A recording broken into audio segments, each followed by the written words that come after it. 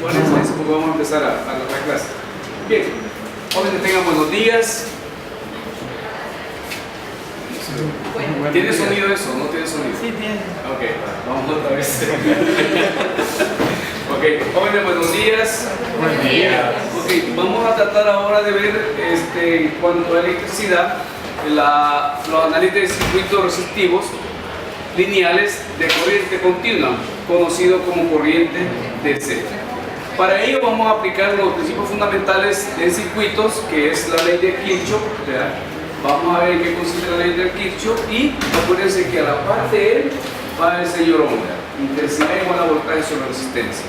Bien, veamos.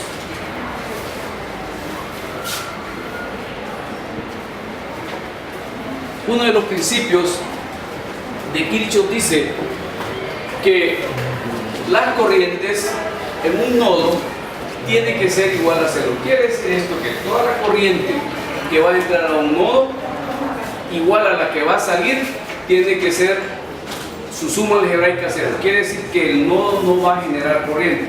Hay una convención: todo lo que viene entrando al nodo es de signo negativo y lo que va a salir lo vamos a hacer de signo positivo. Esa es una de las primeras leyes.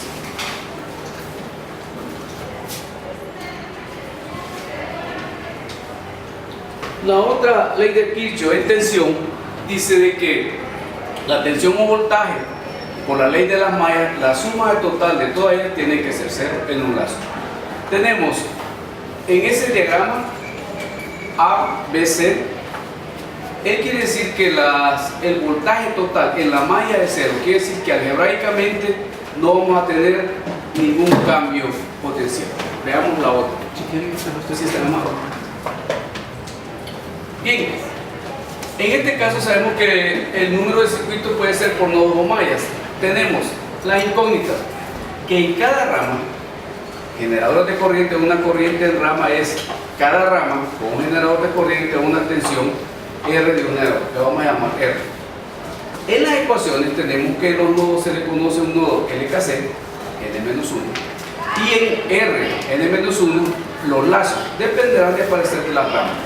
Para el caso se usan las mallas y debe cumplirse que la malla debe ser igual a R, N-1 en total, donde M es el número de mallas de un circuito.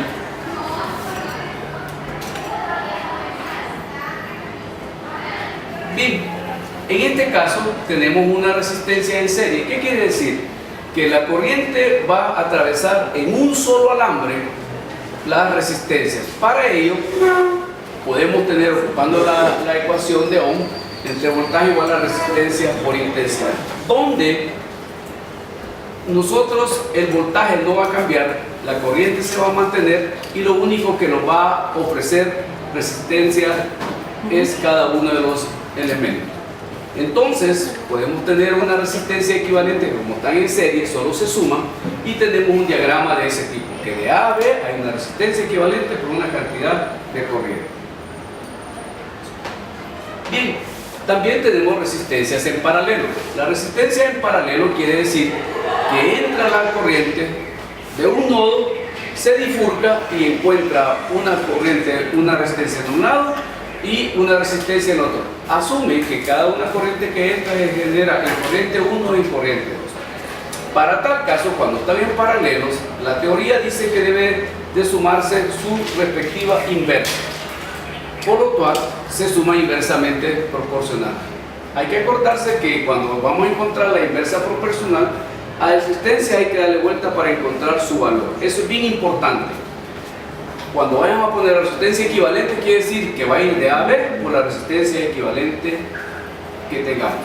Bien, este es el principio clásico que deben ocupar ustedes en un circuito de corriente DC, para la cual tienen que hacer un trabajo de varios elementos. Tienen que ocupar diodos, ya sea solo resistencia, solo LED, alambre de cobre número 22, para que ustedes prueben si su resistencia en serie o paralelo es mejor. Para ello, esa es la tarea que tienen que realizar. Esa es la parte teórica.